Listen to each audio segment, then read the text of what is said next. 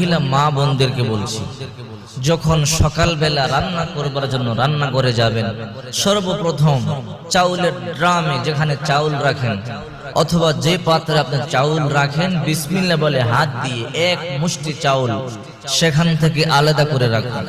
এই চাউলটা কি করবেন আমি আপনাদেরকে বলে দেব। যদি আপনি বিসমিল্লাহ বলে ড্রামের মধ্যে অথবা আপনি যেই পাত্রে চাউল রাখেন সেখানে বিসমিল্লাহ বলে হাত দিয়ে এক মুষ্টি চাউল সরিয়ে রাখেন, আপনার কপাল খুলে যাবে। আপনার মতো ভাগ্যবতী আর কেউ হবে না।